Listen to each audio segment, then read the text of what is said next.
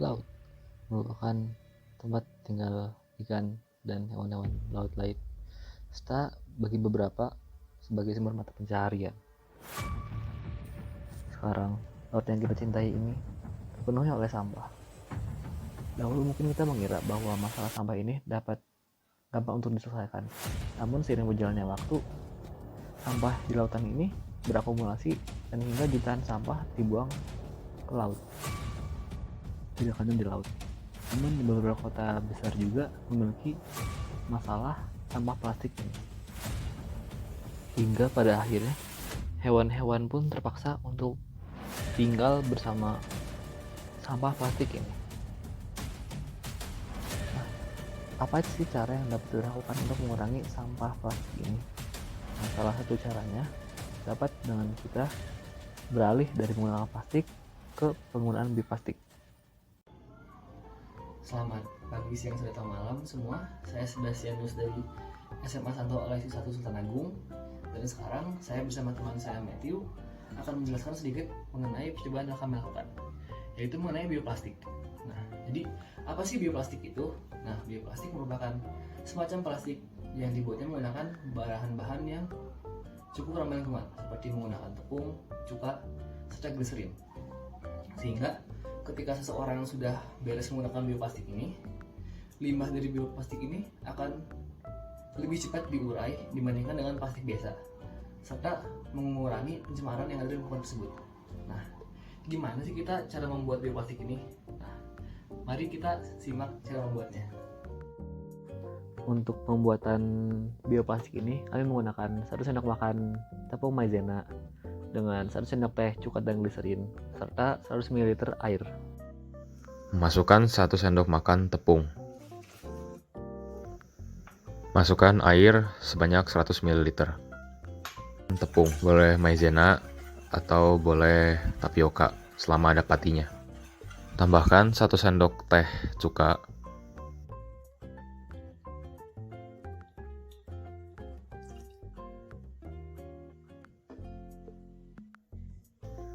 Tambahkan 1 sendok teh gliserin.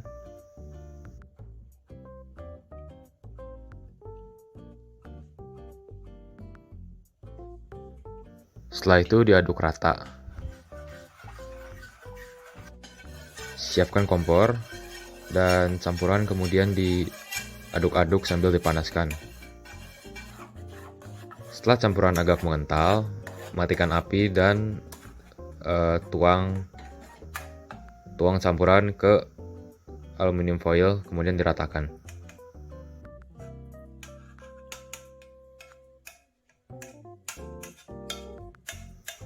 Setelah diratakan, ditunggu dingin selama semalam dan kemudian dijemur pagi-paginya.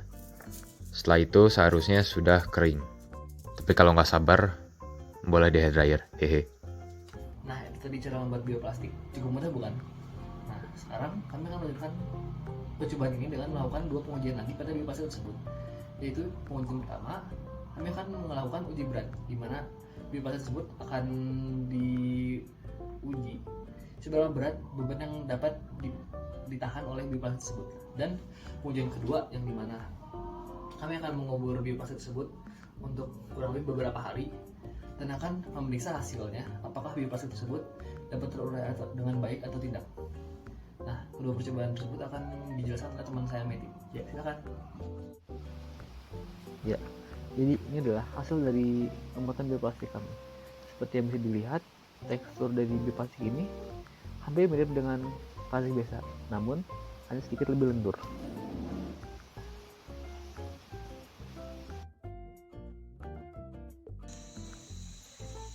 Jadi pada pengujian ini digunakan beberapa jenis beban dengan tentunya massa yang berbeda-beda juga untuk mengetahui berapa massa yang dapat ditahan oleh plastik ini.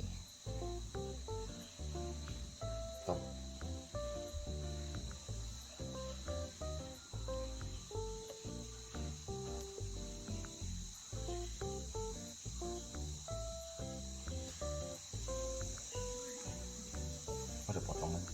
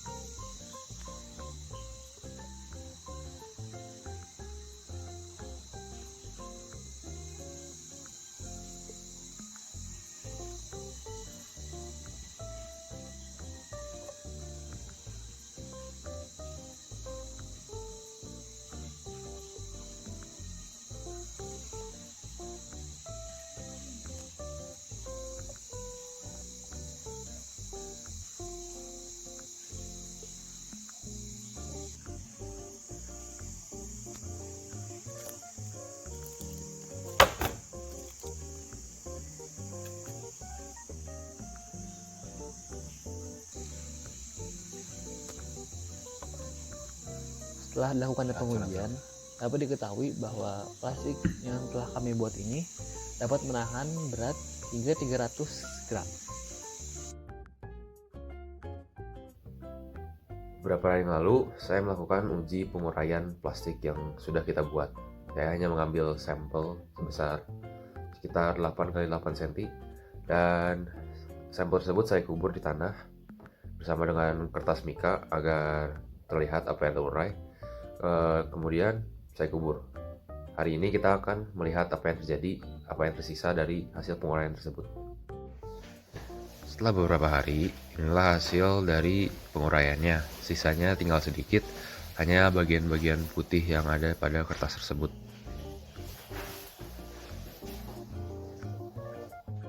Plastik yang kami buat ini, hasilnya memang belum maksimal. Mungkin kalau proses pengeringannya lebih baik, hasilnya bisa jauh lebih baik dan jauh lebih kuat. Proses penguraian plastik ini juga dipengaruhi oleh kondisi cuaca dan lingkungan. Jika lingkungannya lebih lembab, maka pasti penguraiannya lebih cepat. Contohnya di sini sedang sering hujan, jadi penguraiannya agak cepat. Misalnya di sini musim kemarau, seharian panas, mungkin hasil dari penguraian tadi bakal ada lebih banyak sisanya. Nah, itu dia hasil dari percobaan kami mengenai bioplastik. Dengan kita beralih dari plastik ke bioplastik, mungkin kita dapat mengurangi segala sampah plastik yang ada di sekitar kita. Tapi banyak lagi, solusi utama dalam hal ini itu berasal dari diri kita sendiri. Bagaimana kita mengolah sampah-sampah plastik dan bagaimana kita menggunakan bahan-bahan yang lebih ramah lingkungan. Seperti kataannya, reduce, reuse, and recycle. Dan untuk mengakhiri semua ini, akan saya coba satu patah quote: be part of the solution, not the pollution. Dan mungkin sekian dari kami. Saya Sebastianus Warmajen dan ini Matthew. Sekian dan terima kasih.